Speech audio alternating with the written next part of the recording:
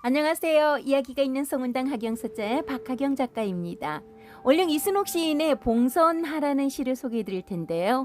저는 어느 땐가부터 봉선화, 봉숭아를 보면 김성종 작가님의 여명의 눈동자가 잔상으로 여울졌어요.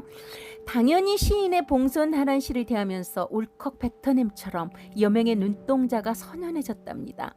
봉숭아 꽃을 들여다보면 붉은 해가 솟는 눈동자가 각인되면서 민족혼이란 무엇일까 생각에 잠기곤 했죠.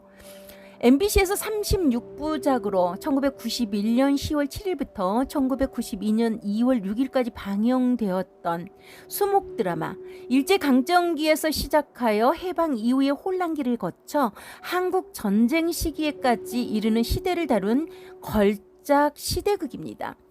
격동의 근현대사를 살아가는 주인공 3명의 일대기를 생생한 묘사와 성실한 시대 고증으로 다루었으며 한국 드라마의 역사는 여명의 눈동자 이전과 이후로 나뉜다는 말까지 나올 정도였죠. 스케일이나 연출 면에서 하나의 이정표를 세운 작품으로 평가받고 있기도 합니다. 1943년 겨울 남원이 고향인 윤여옥은 경성에서 학교를 다니던 중 모친상을 당해 귀가하게 됩니다. 집에 몰래 다녀간 독립운동가 아버지 윤홍철이 있는 곳을 대라며 취조를 당하게 되는데요. 결국 위안부에 강제 동원돼 만주로 끌려가게 되는데 여옥이 기차를 타고 만주 백모자역에 정차하게 되죠. 여옥은 정차 중 자신을 눈여겨본 호송부대의 장교에게 찬해해서 처음 강간을 당하며 만주를 거쳐 난징에 도착한 그녀는 절망 속에서 위안부 생활을 하다가 조선인 학도병 최대치와 사랑에 빠지게 됩니다. 여옥은 대치의 아이를 임신하고 행복해졌지만 대치의 부대가 인팔 작전에 투입되는 바람에 헤어지고 말죠.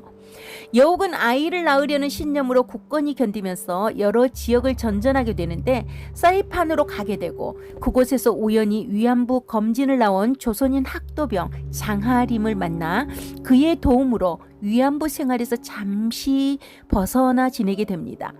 그러나 미군의 사이판 상륙이 임박하자 일본은 만행의 증거를 인멸하기 위해 조선인 위안부들을 집단 학살하게 되는데 그 와중에 여옥은 극적으로 홀로 살아남습니다.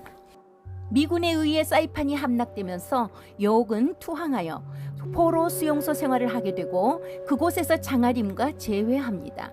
하림의 도움으로 여옥은 아이를 무사히 해산합니다. 이후 미군 소령 IRT의 제의로 혹독한 훈련을 거쳐 OSS 요원이 된 여옥은 상해에 있다는 아버지 윤홍철을 만나겠다는 일념으로 험난한 길을 나섰지만 그녀가 도착했을 때 이미 윤홍철은 죽은 후였습니다.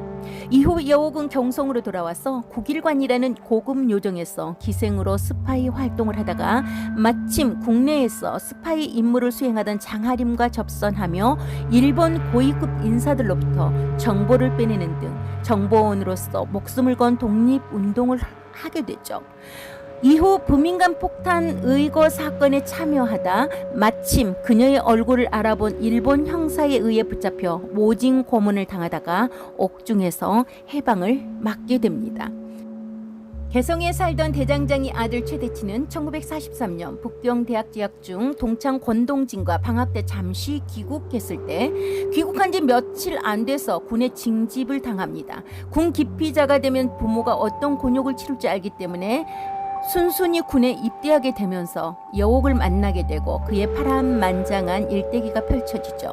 장하림은 도쿄 제국대학 의학부에 재학 중인 대학생입니다. 작고한 교수의 부인인 일본인 과부 가츠코와 연인이 되지만 가츠코와의 사이를 질투하던 일본인 형사의 압박으로 인해 결국 학도병으로 나가 중국 전선에서 의무병으로 종군하게 되죠. 이들의 관계와 시대상 치열했던 대한민국과 미국, 일본, 중국, 소련이 얽힌 암울했던 시대상을 살아냈던 파노라마 같은 내용을 담고 있습니다. 부산에 가면 달맞이 고개에 있다는 김성종 작가님의 문학관에 꼭 들려봐야겠습니다. 원령 이순옥 시인의 봉선화로 마음 적셔 보실게요. 봉선화 원령 이순옥 바라보는 눈동자에 들어찬 건 두려움도 아닌 막막함도 아닌 이상한 호기심, 야릇한 흥미, 뜬금없는 관심, 그리고 푸른 설렘. 저기 연민을 남긴 그 어디쯤 서성이는 기다랗게 친숙한 감정들의 분담. 이럴 땐 눈이 마주쳐야 정체를 짐작하지. 우리의 거리가 어디까지 좁혀질지. 측량 불가의 곱셈 구간으로 거리가 그려지고, 서로를 보는 힘살의 촉이 같은 생각의 교집합이었는지, 각자 다른 생각의 방향이었는지. 불안의 씨앗이 위태하게 쌓인 성근 아집 사이로 파고들면 균열을 앞다투어 다가갈수록 닿지 못할 진심, 사뭇 붉은 등만 켜고 또 켜. 가볍게도 못할, 너무 무겁게도 못할 그것들은 눈으로만 품고 있을 수밖에 없었으므로.